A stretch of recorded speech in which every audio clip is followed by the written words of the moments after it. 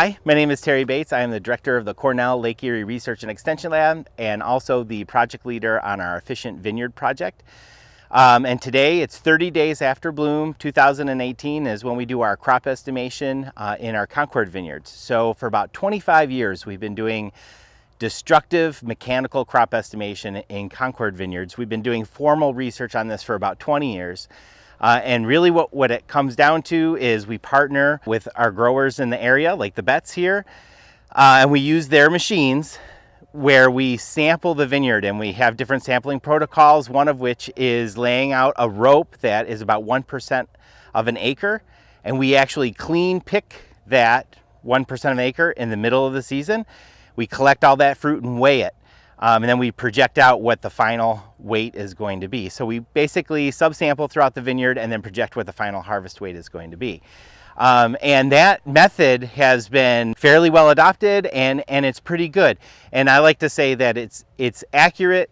It'll tell a grower, do I have 5-6 tons per acre? Do I have 8-9 tons per acre? Do I have 11-12 tons per acre? It doesn't tell you the difference between 8 and 8.2 tons per acre. But knowing whether I have 5, 8, or 12 tons per acre gives me a management decision on looking at the growing season. Can I ripen that much crop, and what do I do with it? And if I have too much crop for the vine health and the growing season, I can shake some of that fruit off and do fruit thinning with a machine to get that crop in balance with the vine so that we have high quality fruit at the end of the season. Okay, so where does that leave us with the Efficient Vineyard project is we want to become more accurate at crop prediction, which is knowing what the crop is right now in the season, and then crop estimation, knowing what our final harvest weight is going to be. And really there's two activities we're working on. One, we're using spatial data to stratify our samples throughout the vineyard to have a more accurate crop prediction. So I'm using spatial soil data, spatial canopy growth data, and spatial yield data, like last year's yield data map, to stratify samples this season, mid-season, so I can make a prediction on what the crop is right now. Just get better at sampling throughout the vineyard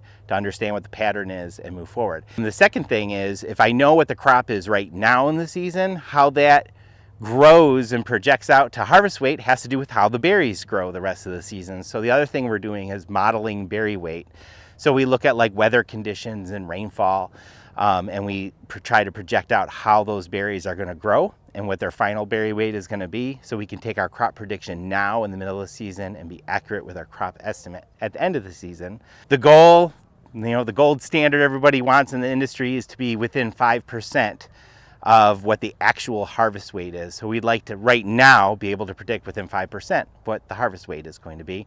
And that would help the Betts know how much crop I have, do I have to do any thinning, how many loads do I need to schedule, what's going to be the timing at harvest. It also helps the industry-wide, it helps the processors. They get an understanding of when harvest dates are going to be, how much crop is out there, how much tank space they're going to need, maybe how many forklift drivers are going to, so it kind of multiplies out in terms of economic benefit. Understanding and knowing, being more accurate at crop prediction and then crop estimation at the end of the season. And that's what we're trying to get at in our project. So that's it for now. We'll get back to doing some crop estimation, and if you have any questions, leave them below. Thanks.